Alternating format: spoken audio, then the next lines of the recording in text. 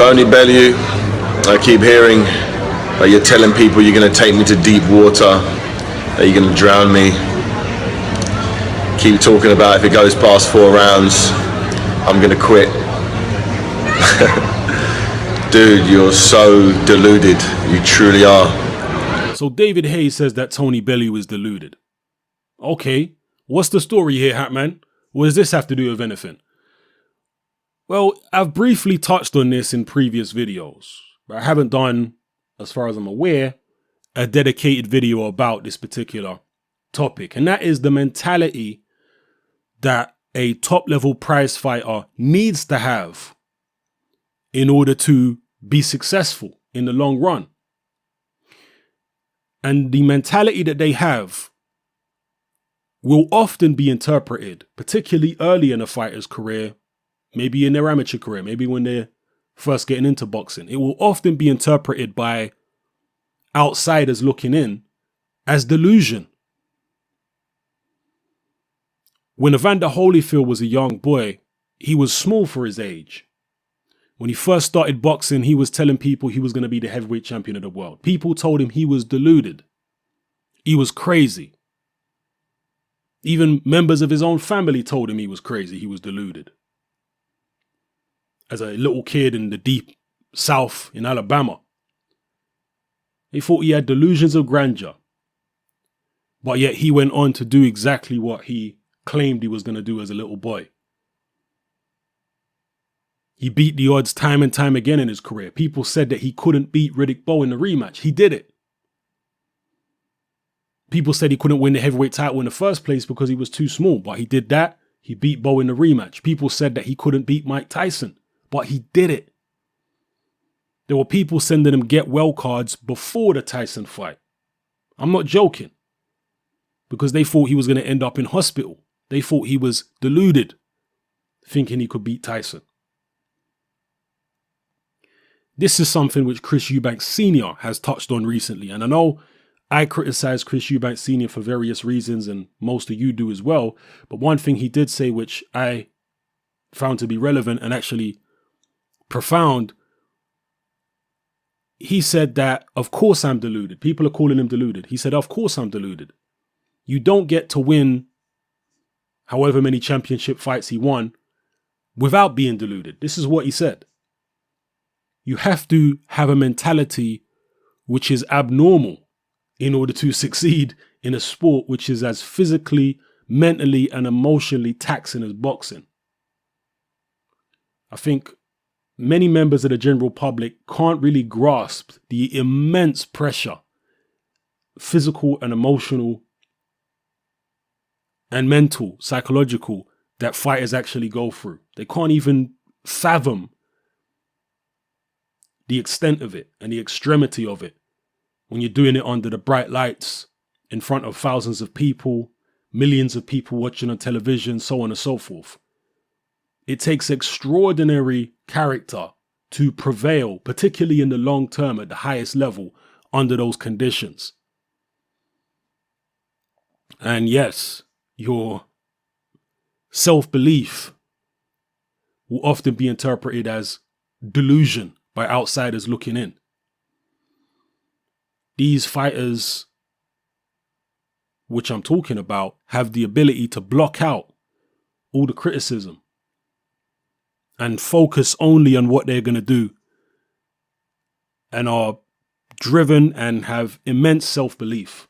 They're not interested in little outsiders, naysayers like me and you. They're not interested in us, and nor should they be. If Tony Bellew, and yes, I'm picking against Bellew, and most of you are picking against Bellew, but if Tony Bellew was to listen to people like me and my prediction on his fight with David Haye, and listen to people like you, well, he might as well just pack up and go home now and not even go through with the fight.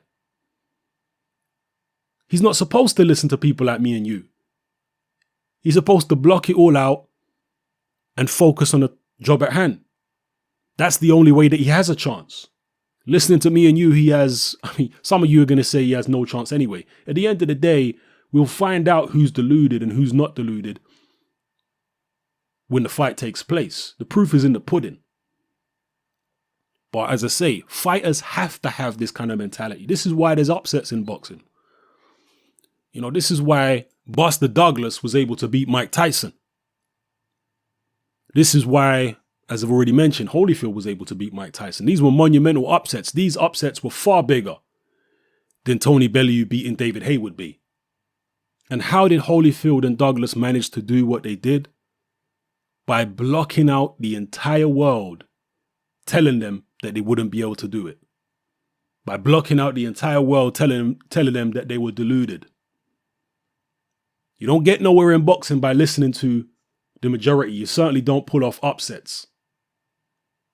However, there does come a time when a fighter may be in the twilight of their career and they're losing multiple fights and they're going nowhere fast and they're getting themselves hurt.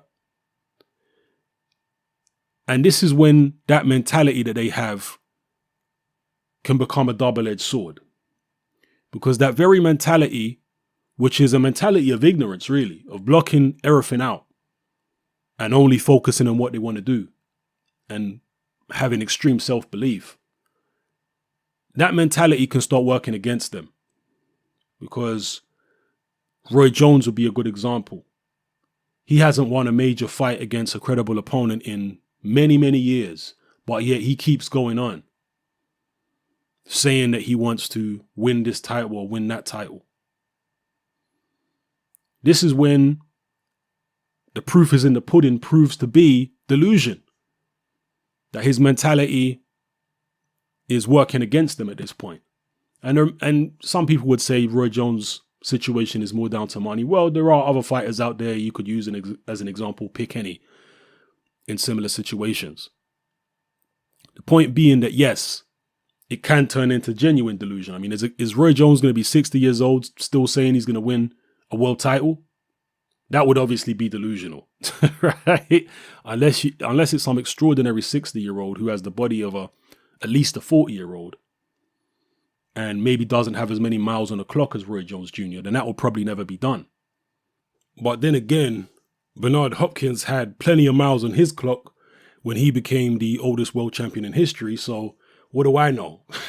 Maybe a 60-year-old with a lot of boxing experience and plenty of miles on his clock may sometime in the future become a world champion and beat the odds, do what most people feel to be impossible. Maybe that will happen.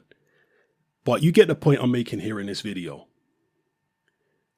I think we should stop being angry with fighters because, again, this is what I see a lot in comment sections to interviews and so on and so forth. People in the comments attacking the fighter for believing in themselves. Amir Khan's another example. He believes in himself. Yes, we find it funny, some of the things he comes out with, always talking about his power is increased because of this, that, the other. We find it funny. But if he didn't have that mentality, and if he listened to people like me and you telling him he can't do this and can't do that, he wouldn't be a millionaire right now. So it is paid off for him to not listen to people like me and you. So we have to expect the fighters to be confident. We have to expect the fighters to be looking on the bright side if they're ever going to beat the odds and prove people like me and you wrong. That's what they're supposed to do. So drop your comments in the comment section below. Let me know how you feel about everything I talked about in this video. Hopefully you've gained something from it. If not, maybe I'm just telling you what you already know. But for some people, maybe I've sparked their interests and maybe opened their mind to a different way of looking at things. So let me know how you feel. It's your boy Hatman. I'm out.